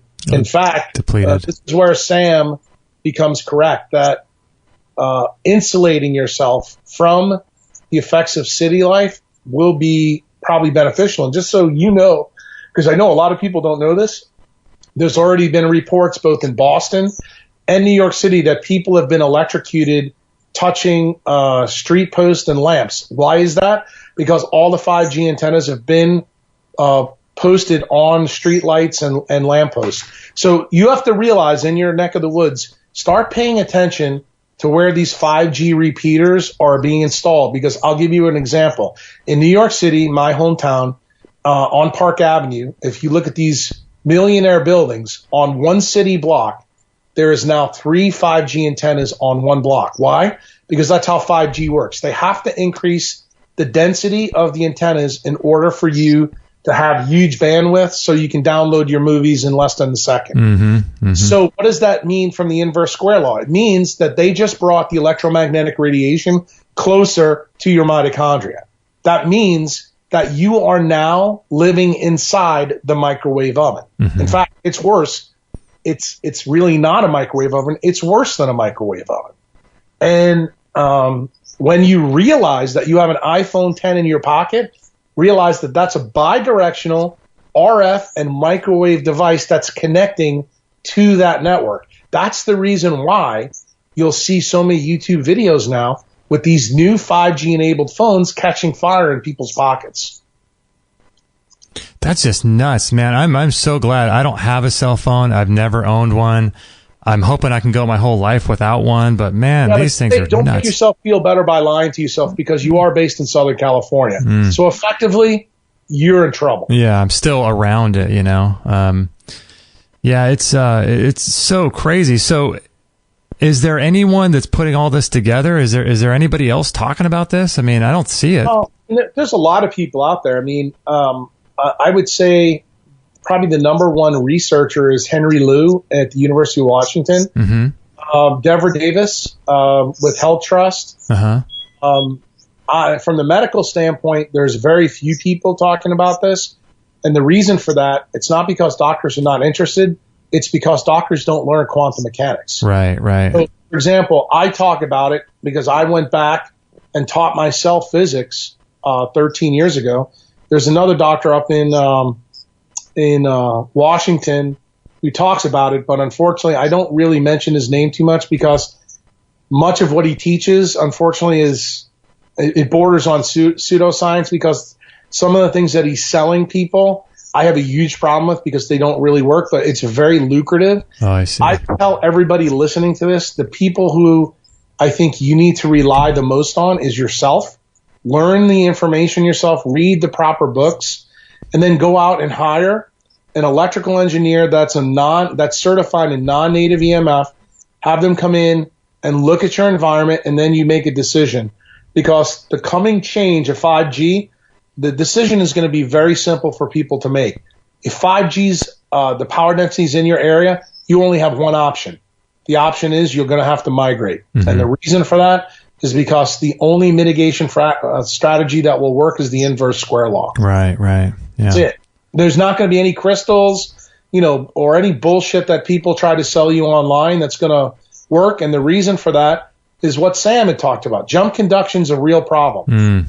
And if people understood really just how bad jump conduction is, I'll give you a perfect example. In New York City, when one of the Con Edison power lines grows into the roots of a tree, a maple tree, say on 57th and 5th, affects it, that means that there's dirty electricity not only in the tree, but that electricity can jump conduct onto other pipes in your house, come in, and build an alien magnetic field right in the middle of your living room. And you'll never know about it unless you have a Gauss meter to check. Yeah, that's some pretty scary stuff when you start thinking of it like that, because you can't see it, you can't feel it, it's pretty nuts. Yeah, but guess what? Your mitochondria can, and it does. And that's the reason why cancer manifests. People don't realize that the Warburg shift is a redox shift in your mitochondria. And until Doug Wallace's work gets out there, and until people stop believing the nonsense that cancer is a genetic disease, that it's actually a mitochondrial disease, we are going to have people continue to not make the connection of where this disease came from. I mean, prior to 1874, cancer was unheard of. It was rare. And since we've built the power grid, there's a lot of people out there that have a fondness in their heart for Edison and Tesla. I think Nikolai Tesla, brilliant guy, but he was the architect of doom. His AC power grid that we all live within has allowed us to manifest the problems that we have now. I have absolutely no love in my heart for that guy because corporations have taken it to the nth degree. Our entire economy is now based on this. I know. What's getting us sick? So, Doc, I want to ask you personally, knowing that the dangers of 5G and knowing that what you do for your day job, which is cutting people open and rewiring their brains and fixing their brains as a brain surgeon, are there any mitigation strategies that you are currently working on that you don't have? Like, what are you going to start doing about all this stuff? Well, I do a lot. And the number one thing that I did in my professional life to protect myself is in 2017, I got off of taking call at night. And I also got my weekends free. So now I am picking and choosing when I will work and when I won't work. Why? Because I want to make sure that I can control my schedule to be out in the sun at the appropriate times. The second thing I've already answered for you, but you have to read between the words. And I'll explain it to you simply. People ask me all the time, Jack, why did you relocate twice in the last 13, 14 years since you became a mitochondriac? It's for everything that we talked about today. I found out in Nashville that they were building 2 Google 5G rings around the city of Nashville. When I found that out, I knew that I had to leave because it was only a matter of time. Turns out Nashville is one of the cities that's going to be an early adopter of 5G. Wow. So then I moved into a rural part of the Southeast, was there for a period of time, and then found out that there was some issues there with some military bases. So then I moved to New Orleans. New Orleans has its own little issue, but what's the big benefit, my friend, to New Orleans? It's got an international airport that's 1 hour away from the 20th latitude to a country that's very poor that only has 2G and 3G and will for the next 20 years. And great seafood. There you go. And that's the real issue. In other words, where you live is your best mitigation strategy for the coming wave of 5G. That's so crazy. One final question I have for you here, because I know you got another podcast, is just sort of a personal question for myself. Our little furry 4-legged friends, our dogs, we have them in the backyard as much as we possibly can and in the sunshine and grounded and all that good stuff. What about blue light or regular light inside that's not orange? Does that affect animals? And if so, how do we protect them outside of getting orange bulbs? Yeah, absolutely. It affects them. They still have melanopsin in them. Okay. And plus they are diurnal creatures as well. And this is what I tell my members, that your pets are your canaries in the coal mine. When they start to get sick, you need to start to worry. Why? They don't have as much, how shall we say, epigenetic software to protect their mitochondria as we do, because they're lower on the evolutionary scale. So one of the really cool things for a mitochondriac to do is to go into your local veterinarian where you live and ask them, especially try to find somebody who's over 50 years old, say, what have you noticed the difference is between the pets you're treating now and the ones you treated in the 1970s and 80s? And you know what you're going to find out? You're going to find out a lot about the environment that you live in from paying attention to the other quantum living systems around. Animals and plants. And guess what? Do I do that? Absolutely. Wow. Vets have seen a way bigger change in pet care than even doctors have seen in humans. And this is the reason why we're the last. Allopathic docs are the last ones that are really going to be on the front line, and the reason why they're not leading the charge. Humans are the most complex eukaryotic organism on this planet, and they have the most epigenetic protections for mitochondrial diseases. Turns out other animals do not. And when you start to realize this, you start to pay attention, which is part of the reason why the first question you led with this podcast was a great one when we talked about seafood. This is the reason why all the bridges in Alaska and Washington now have turned the blue lights off on the bottom of their bridges. Why? Because the salmon lose their magnetic sense to get back up those rivers to feed those grizzly bears. And guess what? This is also how the electromagnetic force works. Man has completely polluted the ionosphere and the crust of this planet with things that it calls progress. And it's about time that every single one of you listening to this realize that there's a good side of technology. It's allowed us to have a nice discussion today for an hour and a half. Right. The other side is that this is the biologic toll that we're paying. And we all need to realize that we need to mitigate this. I personally think that the answer is going to be based in technology. I think the single biggest change that could help is if we just change screens to red light from blue. That would help.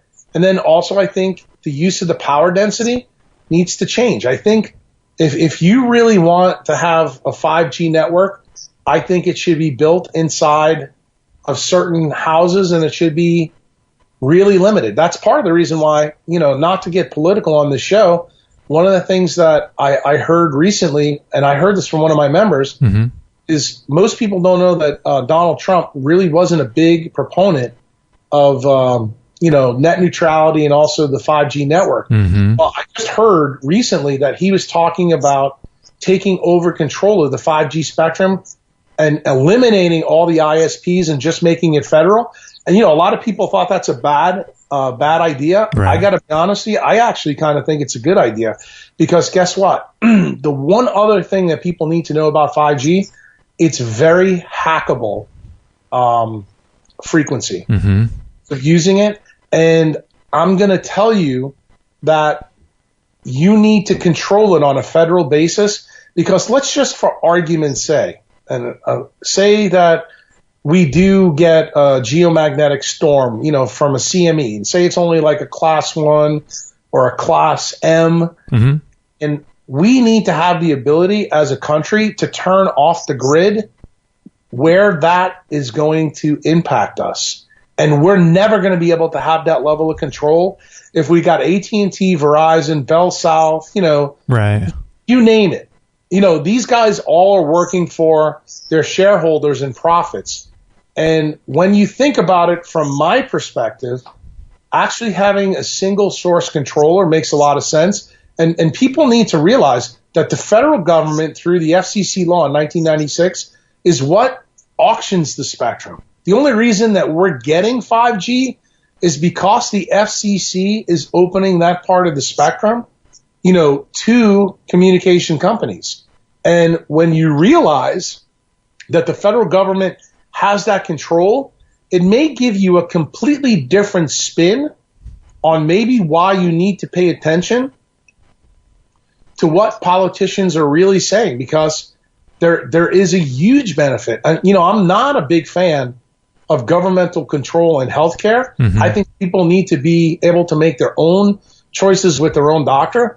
But I have to tell you, because I'm a libertarian, but I will tell you, I think Trump's idea about single source control of the 5G network is probably one of the best things I've ever heard.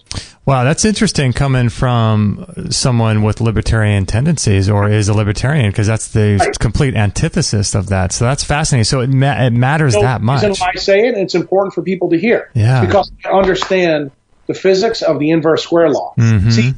See, I know what's coming. I know the devastation that's coming to the population in the 5G network. I told everybody, I just said, just look for mood disorders, AIs, and cancer, because you're going to see huge spikes, and you're going to see massive spikes in Alzheimer's and Parkinson's. I'm just telling you, this is the reason why doctors can't fix these things with their prescription pads, because the cause is electromagnetic. It is not biochemical. And not even just doctors, allopathic doctors, but food doctors too. I mean, it's the same thing. Like they don't have that kind of power because it's so. It's like you're up against a monster when it comes to this kind of stuff, Yeah, and the other thing, maybe we end on this. If people are really ignorant, and I don't want to say ignorant in a bad way. I want you to embrace the fact that you don't know about the physics. That's what the Dunning-Kruger effect is. If you've heard anything in this podcast that has intrigued you, or you realize, I need to know a little bit more about this.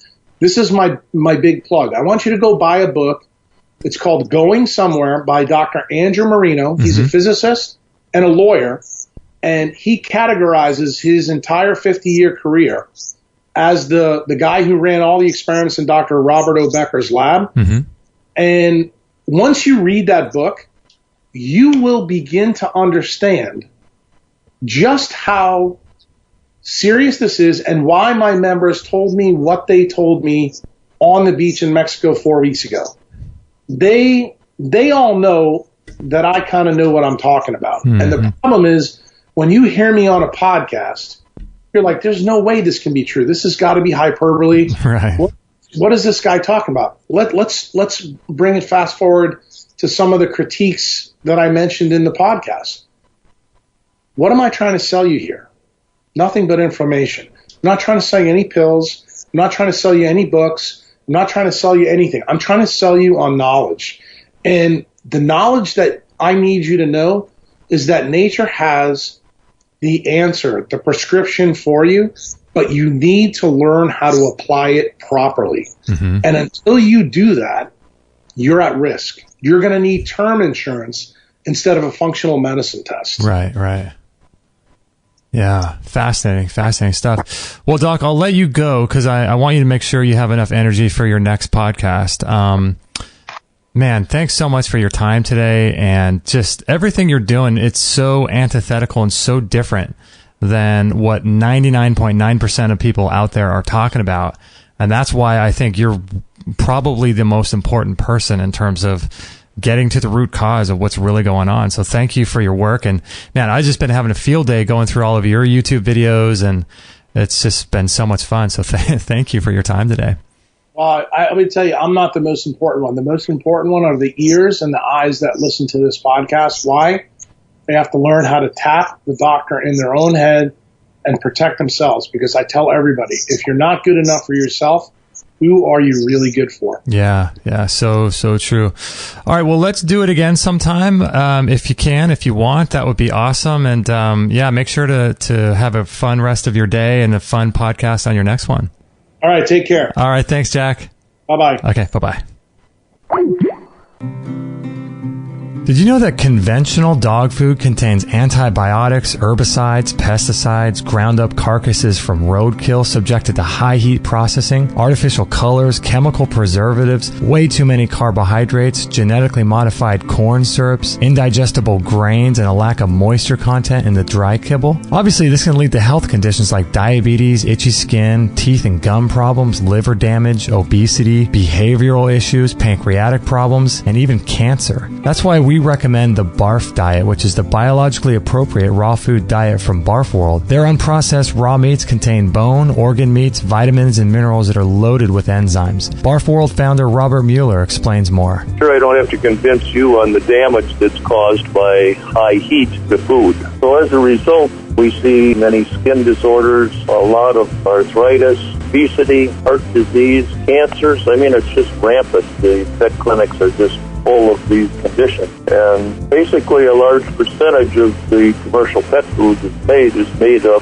of the human industry leftovers. And the pet food industry makes use of this waste product. And in addition to that, we are subjected to the products coming out of the rendering plants. Garbage in, garbage out. If you feed garbage to your dog, you're going to end up with garbage health. You know, if you put the right gas in, your engine runs smoother and lasts longer. So if you put the right fuel in the tank, you're going to get the right output. Garbage in, garbage out. We've seen an immense difference with our dog Maggie being on this diet. Give your dog the gift of health today by going to extremehealthradio.com/barf or go to our store. That's extremehealthradio.com/barf to learn even more.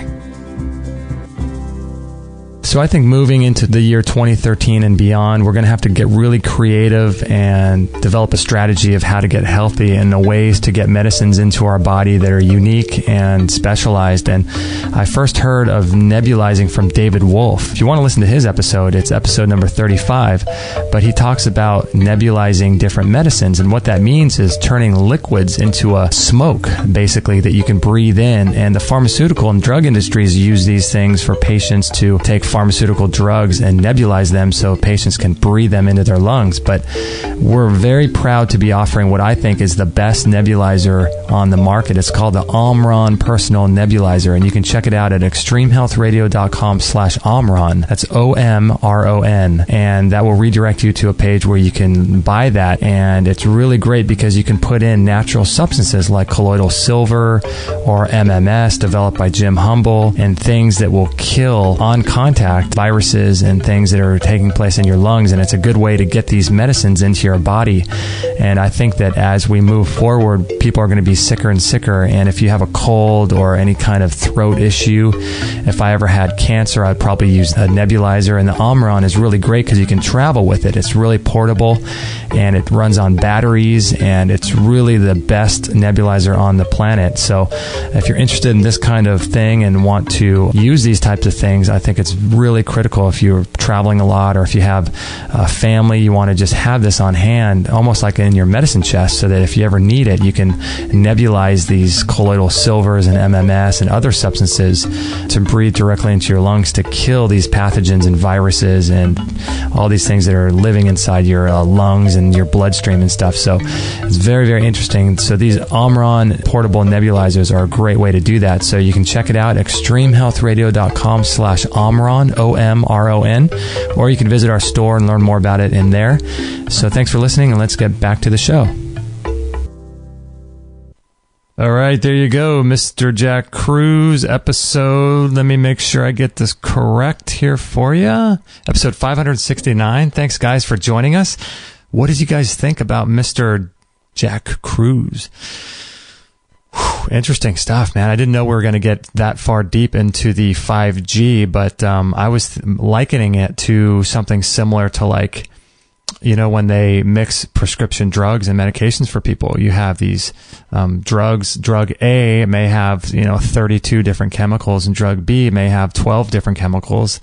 And not only have they never done testing on each of those drugs, but combining the two together creates this exponential effect. And I surmise that mixing 4G and 5G would be similar. Man, that is just crazy. So the real question is, what are we going to do with all that, right? What's the solution? I mean, the solution obviously is getting back to nature, but how do we do that? And how willing are you to make the choices that will take you back there and to restore the healing and the health of your body? We moved from our last place because it was an EMF hellhole. It was just, I was being radiated every time I did a show in my office, and that's one of the reasons why we moved. And the other reason why we moved is for us to be able to have a backyard with actual grass and grounding and sunshine. And so, I first got turned on to Dr. Kruse years ago, and ever since learning more about him and his work and diving into his work, I've made some profound changes in my life. Everything from, jumping in the ocean during the winter to we just ordered some of the Kaniki, what do you call those? The Kaniki shorts where it allows the sun through, tan through shorts. So I'll be wearing those in the backyard during my workout. I switched from working out in the gym to working out outside exclusively. Now all of my rebounding is done outside under the full spectrum sun. I'm waking up every morning and looking at the morning sunrise and getting that full spectrum frequency of the sun into my eyes to set the circadian rhythm during the day. I've got Iris installed on my computer, which is a program that you guys need to get. This is one of the best. It's cost $10. It's the most important piece of software you could ever buy for yourself. And so I've got that. I've got the blue blocking sunglasses. I buy those from Amazon and from a company called BluBlox. as well as another one called True Dark. So I've got all of those. And, I'm going to buy some more blue blocking sunglasses. Now I've even got them in the daytime. So I wear those in the daytime, the yellow, tinted ones. So those block the blue light, but they let in other frequencies so I don't get tired. And this is really critical stuff, all this stuff. And, so in terms of 5G though, it's going to get even more and more, what's the right term? You and I are going to have to get more and more strategic and smart and clever about how we mitigate this stuff, because it's as if we have no choice, when in actuality we do. We choose to live where we live. All of us could go move somewhere where there's, like he does, where in Mexico there's 2G and 3G instead of 4G and 5G. So there's definitely choices, and I would encourage you guys to start start becoming a light Nazi, and start understanding how to use light instead of having light affect you without you knowing it. And I would highly, highly encourage you guys to start. The biggest thing I've done in the last, few years is these orange glasses that I wear at night. And I wear them all throughout the day now, and it's just been the biggest benefit to my own health is wearing these orange glasses. And so it's massive, man. It's massive. So, grounding our bed is another thing we do. We have the sheets from earthing, and we ground our bed sheets. And I ground myself when I'm jumping up and down on the rebounder. And, so all this stuff is really, really important to understand how to mitigate these effects of modern living, because that's really what it is. It's, we're being taken down. Like Daniel Vitalis says, these degenerative diseases are literally degening us, but it's not happening at the genetic level. It's happening at the mitochondrial level. It's happening at the energetic level. And so it's super, super important to start taking our life back. And we can mitigate a lot of this stuff. I'm going to have to look more into how to mitigate 5G. There's a gentleman I want to talk to that I have in our database, that did a whole conference. I think he did it for Dr. Kruse. I'm not sure if it was for him or someone else, but he's on the cutting edge of this 5G stuff. So I want to get him in and figure out how the hell we can fix and mitigate all this 5G stuff. So, man, oh man, it's getting more and more complicated to live in this world, isn't it? But it only becomes that way because we choose to be enamored with and to bring into our lives technology. And if we didn't do that, then it wouldn't be so complex or complicated. So fascinating stuff. So I'll put all the links to all the stuff that I'm doing, like the Iris and the True Dark and the BluBlox and all the sunglasses and all the stuff that I'm doing over at extremehealthradio.com/569. So if you guys know of anybody who would benefit from this particular podcast, please pass it on, share it, and let other people know that Dr. Kruse is doing some cool things. So yeah, it's extremehealthradio.com/569. I'm going to go grab my breakfast. I haven't had my breakfast yet, so I'm going to go do that. Then I'm going to go do my workout outside in the sun. So hope you guys are having a great day. We love you. Let us know if we can ever help, and we'll catch you guys on the next episode. No material on this blog is intended to suggest that you should not seek professional medical care. Always work with qualified medical professionals, even if you educate yourself in the field of live food, nutrition, and alternative medicine. I'm